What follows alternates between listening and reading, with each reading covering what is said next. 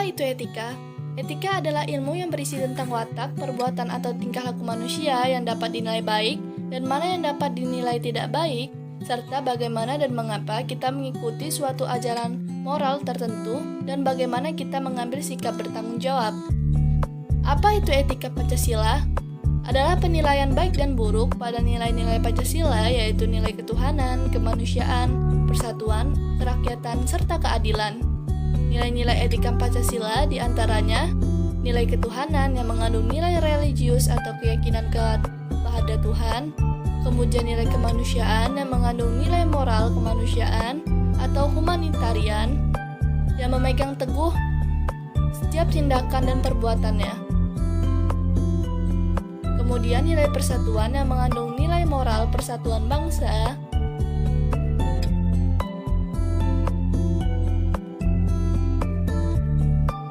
Nilai kerakyatan yang mengandung nilai moral demokrasi atau musyawarah.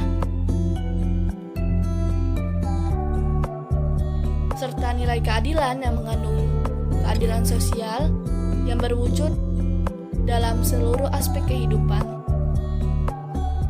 Dengan Pancasila sebagai sistem etika, maka kita dapat mewujudkan kehidupan masyarakat Indonesia yang damai dan sejahtera dengan mengedepankan Pancasila sebagai sumber dalam cara beretika. Nah, itu tadi adalah penjelasan mengenai Pancasila sebagai sistem etika.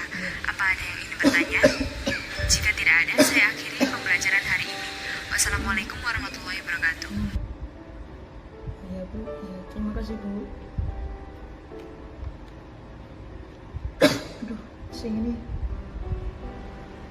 mau coba pergi ke dokter lah.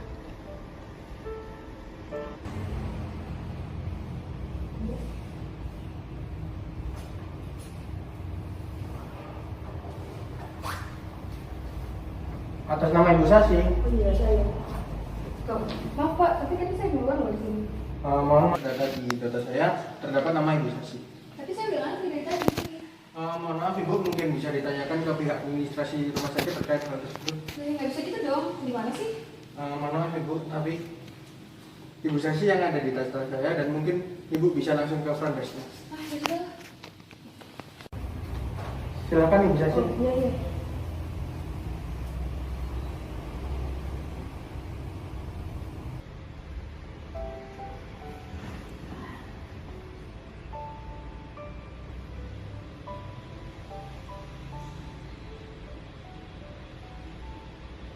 Duh, masih video call, tumben banget ini.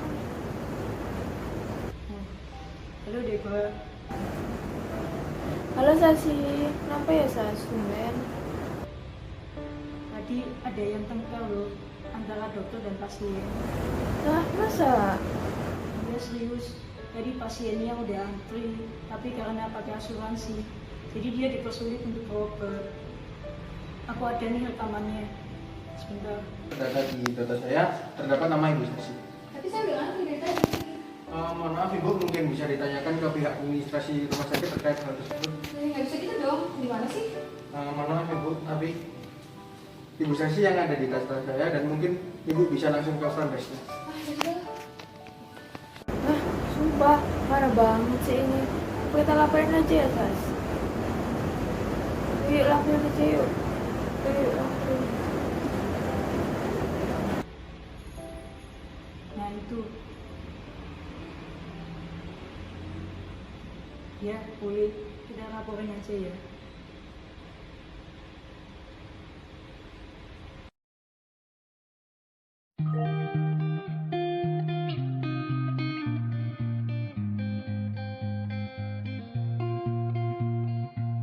Cuplikan video tersebut menjelaskan bahwa program BPJS di Indonesia dalam penyelenggaraannya menuai banyak kontroversi. Tetapi, apa pengertian BPJS itu sendiri? Dan mengapa pelaksanaan BPJS disebut menuai banyak kontroversi? BPJS Kesehatan adalah badan publik yang menyelenggarakan program jaminan kesehatan. Penggunaan BPJS Kesehatan di Indonesia bertujuan untuk meringankan beban mereka yang mendapatkan layanan tersebut. Program ini didirikan pada tanggal 1 Januari 2014, yaitu pada saat PT Jam Sostek berganti menjadi BPJS Ketenagakerjaan. BPJS Ketenagakerjaan memiliki 4 program, diantaranya jaminan kecelakaan kerja, jaminan hari tua, jaminan kematian, dan jaminan pensiun. Peserta BPJS Ketenagakerjaan ada 2, yakni pekerja formal, yang contohnya adalah pegawai perusahaan dan buruh pabrik. Yang kedua adalah pekerja informal, contohnya adalah pedagang, tukang ojek, dan nelayan. BPJS Kesehatan termasuk ke dalam salah satu program BPJS Ketenagakerjaan, yaitu jaminan kecelakaan kerja yang meliputi pelayanan pengobatan medis tanpa batasan biaya.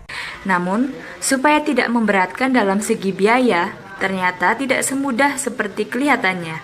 Sebab, yang terjadi saat ini, terdapat perbedaan sangat signifikan antara pelayanan yang diterima oleh pengguna BPJS dan umum. Banyak kasus yang ditemukan di lapangan bahwa pasien BPJS dinomorduakan oleh pihak layanan kesehatan daripada pasien umum. Menyikapi masalah tersebut, ada solusi yang ditawarkan, yaitu melakukan registrasi dengan benar. Langkah yang pertama adalah datang ke kantor BPJS Kesehatan terdekat dengan tujuan registrasi akun. Pastikan membawa dokumen yang lengkap sebagai syarat pendaftaran, seperti formulir pendaftaran, KTP asli dan fotokopi, serta KK asli dan fotokopi. Lalu, lakukan pembayaran pertama melalui outlet terkait seperti ATM BNI 46, ATM BRI, atau Bank Mandiri. Setelah membayar, datangi kantor BPJS Kesehatan tempat mendaftar tadi untuk memberikan bukti pembayaran agar menerima kartu peserta BPJS. Apabila sudah terdaftar, pastikan status akun BPJS secara berkala melalui telepon care center di nomor 1500 400. Setelah memastikan semuanya aman, peserta bisa langsung menuju fasilitas kesehatan tingkat pertama untuk mendapat pelayanan. Fasilitas kesehatan tingkat 1 bisa berupa puskesmas, praktik dokter, dan klinik pratama. Peserta bisa langsung menuju loket untuk mendaftar menggunakan kartu BPJS dan KTP asli saja. Tenaga kesehatan akan mengembalikan kartu BPJS dan KTP setelah data diri peserta sebagai pasien terdaftar.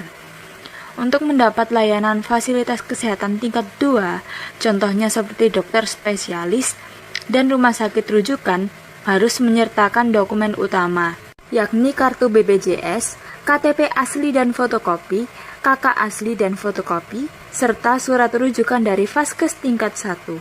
Tanpa itu semua, layanan kesehatan pasien tidak akan diproses lebih lanjut. Setelah melewati rangkaian registrasi, pasien bisa mendapatkan layanan di Vaskes tingkat 2 yang lebih kompleks dari Vaskes tingkat pertama. Selain mendaftar secara offline atau secara langsung, ternyata pendaftaran layanan menggunakan BPJS Kesehatan juga bisa dilakukan secara tidak langsung atau online, yaitu melalui aplikasi. Layanan secara online memiliki kelebihan, yakni bisa langsung berobat tanpa harus mengantri. Langkah-langkahnya ialah buka aplikasi mobile JKN yang bisa diunduh di Play Store atau App Store. Setelah selesai mengunduh, lakukan registrasi akun menggunakan nomor telepon dan nomor seri BPJS Kesehatan yang telah dimiliki. Yang kedua, setelah terdaftar langsung pilih poli dan pusat kesehatan sesuai kebutuhan. Dan langkah yang terakhir adalah dapatkan nomor antrian dan jam layanan yang telah disimpan untuk bukti saat sampai di layanan kesehatan nanti. Namun ingat, segeralah datang apabila sudah mendekati jam layanan agar nomor antrian tidak didahului oleh orang lain. Setelah dipanggil, sesuai dengan nomor antrian, pasien dapat segera berkonsultasi dengan dokter tanpa harus repot mengantri. Kejelasan dalam pelayanan kesehatan akan membawa dampak positif yang sesuai dengan Pancasila sebagai sistem etika sila kelima, di mana semua pasien, baik yang memakai BPJS Kesehatan maupun pasien umum, seharusnya mendapat perlakuan yang sama dalam pelayanan kesehatan tanpa membedakan latar belakang maupun etnisnya. Tenaga kesehatan juga memiliki kewajiban untuk melayani pasien yang mengikuti runtutan registrasi dengan baik dan benar, termasuk pasien yang menggunakan kartu BPJS Kesehatan. Lalu, bagaimana contoh layanan kesehatan yang sesuai dengan nilai Pancasila sebagai sistem etika? Berikut adalah videonya. Kita akan mencontohkan tindakan yang tepat terkait pelayanan kesehatan yang sesuai dengan nilai Pancasila sebagai etika dan dasar pengembangan. Seperti yang dikatakan sebelumnya, semua manusia harus mendapatkan haknya dengan sama dan adil. Pada video kali ini dicontohkan bagaimana pelayanan kesehatan yang seharusnya terjadi, yaitu tidak ada membedakan antara pengguna BPJS maupun pengguna umum. Antara pengguna BPJS maupun pengguna umum harus mendapatkan haknya dengan adil. Contohnya, sama-sama mendapatkan pelayanan kesehatan yang baik dan ramah. Oleh karena itu, sebagai tenaga kesehatan harus lebih memahami dan menerapkan keadilan sesuai kedudukan Pancasila sebagai sistem etika. Dikarenakan semua orang berhak mendapat perlakuan yang sama dalam pelayanan kesehatan.